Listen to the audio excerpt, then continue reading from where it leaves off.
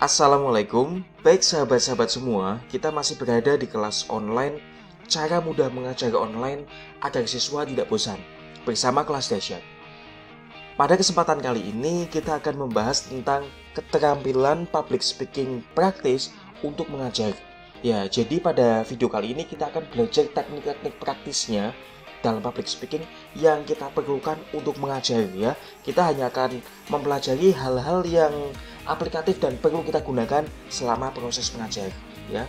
Jadi public speaking itu merupakan sebuah skill, sebuah kemampuan yang wajib dimiliki oleh setiap pendidik ya. Karena apa? Karena kita mendidik itu kan melalui salah satunya melalui verbal ya, melalui proses verbal, melalui berbicara ya, melalui ngomong seperti ini. Nah, maka dari itu kita juga perlu belajar bagaimana cara ngomong yang baik, cara berbicara yang baik gitu loh, supaya apa yang kita sampaikan, supaya materi yang kita sampaikan betul-betul terdelivery dengan baik kepada audiens ya, kepada penerima materi. Nah, kita akan mulai pelajari. Kita mulai slide pertama ya teman-teman. Nah, prinsipnya kita itu ketika mengajar itu kita berbicara bukan membaca ya. Sampaikan materi seperti ngobrol, seperti kita ngobrol seperti ini ya, seperti yang saya contohkan ini. Jangan berbicara seperti orang sedang membaca. Karena mohon maaf Bapak Ibu, saya pernah menjumpai tidak sedikit ya teman-teman kita pendidik ya, mungkin ketika menyampaikan materi itu seperti anak kuliah membaca makalah ya. Makalah pun harusnya dipresentasikan, tetapi sebagian mahasiswa memilih untuk membaca. Jadi misalnya pengertian ini adalah seperti itu, seperti membaca ya. Nah, kalau membaca semua orang pun bisa tanpa perlu presentasi. Tujuan adanya kita presentasi itu tujuannya supaya untuk memahamkan, supaya audiens itu tidak perlu membaca atau audiens hanya membaca poin-poin pentingnya saja, sedangkan kita menjelaskan apa yang ada di tulisan tersebut ya. Jadi kita prinsipnya jangan membaca, kita berbicara ya. Kemudian rasakan dalam hati dan pikiran kita kalau kita itu sedang menjelaskan sesuatu agar orang lain paham dengan apa yang kita jelaskan ya. Jadi jangan cuma ngobrol, jangan cuma menyampaikan materi, tetapi kita harus betul-betul merasakan. Pikiran kita, perasaan kita harus betul-betul merasakan bahwa kita ini saat ini sedang menyampaikan materi, sedang menjelaskan sesuatu ya, dengan sedang berusaha membuat orang lain paham dengan apa yang kita sampaikan. Seperti itu. Jadi ini perasaan ini penting. Ini sama sekali bukan motivasi, bukan apa ya, bukan suatu quotes itu bukan, tetapi ini merupakan teknis. Ya, teknisnya itu adalah kita mampu merasakan dalam hati dan pikiran kita kalau kita sedang menjelaskan sesuatu. Ini penting. Ini akan menghasilkan energi tersendiri yang bisa memahamkan audiens kita, yang bisa memahamkan peserta didik. Seperti itu Bapak Ibu, ya. Kemudian next, libatkanlah peserta didik. Jadi kita harus menjalin komunikasi dua arah. Jangan Anda saja yang berbicara, jangan pendidik saja yang berbicara. Sesekali sapalah peserta didik gitu loh. Kemudian tanyakan sesuatu kepada mereka. Persilahkan mereka untuk bertanya. Jangan cuma bertanya, persilahkan mereka untuk berpendapat. Misalnya di tengah-tengah, oke, gimana pendapatmu tentang ini? Atau misalnya di awal-awal, saya contohkan ya, misalnya teman-teman mau menyampaikan materi, katakanlah tentang budaya. Temanya tentang budaya. Nah, sebelum kita menyampaikan materi ya, kita sapa terlebih dahulu seperti biasa. Nah, kemudian kita tanya dulu, misalnya ada siswa namanya siapa, misal Dewi ya, Mbak Dewi silakan. Saya mau tanya, menurut Mbak Dewi apa itu budaya? Apa yang Mbak Dewi ketahui tentang budaya? Tanya lagi misalnya Mbak Sinta, menurut Mbak Sinta budaya itu apa? Ayo. Ya menurut Mbak Sinta aja, nggak usah cari buku, nggak usah cari internet, apa aja. Ya menurut kamu apa gitu loh. Jadi ini akan terjadi proses komunikasi dua arah. Sebenarnya mohon maaf ya, tidak penting apa jawaban mereka, ya tidak penting siapa yang ditanya, gitu loh. Tapi proses bertanya ini sangat penting sekali untuk menjalin komunikasi dua arah, ya. Jadi kita di sini katakan juga ketika mau bertanya nggak ada yang benar, nggak ada yang salah. Ini hanya pendapat ya. Saya ingin minta pendapat teman-teman, menurut kalian budaya itu apa? Pilihlah orang-orang yang potensial untuk ditanya, ya. Ya jika memungkinkan dan jumlah siswanya nggak terlalu banyak, mungkin bisa tanya satu persatu. Jika memungkinkan silahkan. Tapi jika jumlah peserta didiknya terlalu banyak, ya nggak mungkin lah ditanya satu persatu. Harus beberapa perwakilan itu. Ya. Ini tujuannya Pak untuk merangsang keaktifan, ya, untuk merangsang keaktifan peserta didik dalam mengikuti pelajaran kita. Gitu. Jadi harus menjalin komunikasi dua arah. Ketika kita bertanya kepada mereka, ini mengindikasikan bahwa mereka itu penting bagi kita. Pendapat mereka itu penting, loh. Ya. Nah, kemudian next, jangan buang-buang kata. Maksudnya apa? Kita, ya, kalau bicara, ya, kalau menyampaikan materi, kurangi, kalau bisa hindari penggunaan kata gitu ya.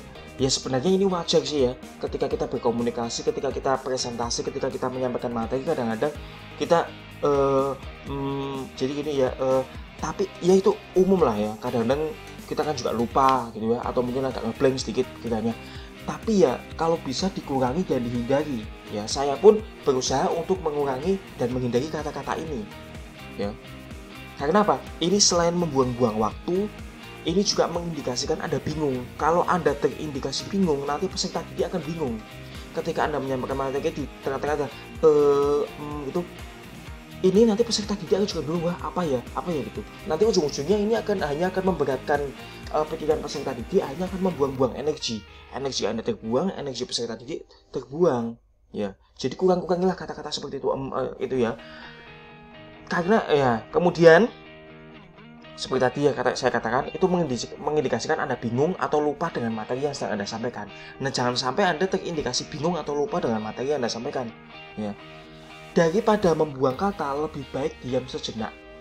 Misalnya, Anda betul-betul bingung, ingin mengatakan apa, ingin mengucapkan apa. Lebih baik daripada diam sejenak, ya. Budaya adalah jadi sebuah proses apa seperti itu. Jadi jangan tambah gitu loh. Baik teman-teman, saya hari ini akan menyampaikan materi tentang psikologi perkembangan. Psikologi perkembangan itu, nah daripada Anda bingung itu, lebih baik diam dulu. Itu adalah seperti itu, dan lanjutkan dan seterusnya gitu. Ya, jadi jangan buang-buang kata. Ini akan sangat buang energi, buang waktu, dan bisa merangsang kebingungan peserta didik. Gitu ya, teman-teman. Oke. Next, kemudian jika harus open cam, ya. Jika harus open kamera, maka gunakanlah gerakan tangan. Itulah kenapa open kamera itu kan harus sejajar dengan tubuh, kemudian mata memandang ke kamera, kemudian paling enggak ya setengah badan lah, dari ujung kepala sampai setengah badan itu kelihatan, supaya Anda bisa memainkan gerakan tangan. Nah, gerakan tangan ini teman-teman juga jangan terlalu monoton ya. Mainkan ekspresi, kemudian selain gerakan tangan juga mainkan ekspresi. Jangan terlalu monoton. Monoton itu kadang-kadang ada yang mentang-mentang diminta, Pak harus ada gerakan tangan dong, seperti unyil nanti, seperti boneka unyil. Jangan seperti itu. Gerakan tangan itu digunakan untuk melakukan penekanan pada materi-materi yang penting, ya. Misalnya percaya diri adalah jadi kemampuan seseorang untuk apa itu. Nah, itu ketika kita menyampaikan poin-poin intinya, coba gerakan tangan Anda, gerakan jari Anda untuk menekankan bahwa materi itu penting. Ini penting teman-teman. Ketika kita memainkan gerakan tangan dengan tepat, ya, terutama pada melakukan penekanan pada poin-poin penting, ya, ini akan membuat pesan yang kita sampaikan itu lebih mudah diterima oleh peserta didik kita. Gitu ya. Kemudian juga mainkan ekspresi, ya. Mainkan ekspresi itu gimana? Ya kita wajahnya itu jangan datar-datar doang ya. Jangan cuma wajahnya tanpa ekspresi, kita harus berekspresi. Gitu. Maka dari itu di awal tadi kita diminta untuk merasakan dalam hati dan pikiran kalau kita sedang menjelaskan sesuatu agar orang lain paham. Jadi ketika kita memiliki perasaan dan pikiran seperti itu, ekspresi kita akan otomatis terbentuk, ya. Ketika kita menjelaskan sesuatu, ketika kita melakukan penekanan pada poin-poin penting, gitu ya, itu juga akan sampai dari tatapan mata kita, dari gerakan mulut kita, dari proses bentuk pipi kita seperti itu akan sampai, ya. Mimik muka kita akan kelihatan kalau kita sedang menyampaikan sesuatu. Kadang-kadang ekspresi kita serius, kadang-kadang santai, kadang-kadang bercanda seperti itu. Tapi yang perlu diingat, jangan terlalu monoton, gitu ya. Jangan terlalu monoton dalam memainkan ekspresi dan gerakan tangan. Ini berlaku jika kita open kamera, ya. Oke, kita bahas lagi tadi untuk melengkapi ya. Jadi prinsipnya itu kita berbicara bukan membaca. Nah, ketika kita berbicara kan prinsipnya seperti ngobrol. Nah, itu teman-teman juga harus melakukan penekanan pada poin-poin penting. Ya, jangan cuma bicara datar-datar doang gitu. Nah, misalnya menjelaskan tentang efikasi diri, ini bagi teman-teman psikologi mungkin paham, atau teman-teman dari BK bimbingan konseling bisa paham. Efikasi diri adalah misalnya kemampuan dan keyakinan seseorang untuk menghadapi masalah yang mereka alami, misalnya seperti itu ya. Atau resiliensi itu gampangnya gini, resiliensi itu daya lenting atau kemampuan orang untuk bangkit dari masalah yang mereka hadapi, dari masalah yang menimpa mereka. Seperti itu. Jadi coba teman-teman amati cara saya berbicara ya.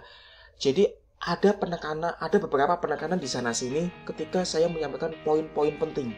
Nah, seperti itu teman-teman silakan gunakan penekanan itu untuk ketika mau menyampaikan poin-poin penting. Jadi bicara itu ada nadanya, ada intonasinya. Kalau berbicara datar-datar doang itu seperti membaca. Betul. Ya, jadi harus ada penekanan sana sini, harus ada penekanan poin-poin penting. Ini salah satu manfaatnya supaya audiens kita itu nggak ngantuk. Dan materi yang kita sampaikan bisa lebih maksimal sampainya, bisa lebih maksimal delivery-nya. Seperti itu teman-teman. Ya, baik teman-teman, demikian materi tentang keterampilan public speaking praktis untuk mengajar dalam kelas online ini. Ya, semoga bermanfaat dan sampai jumpa di kesempatan selanjutnya. Salam bahagia.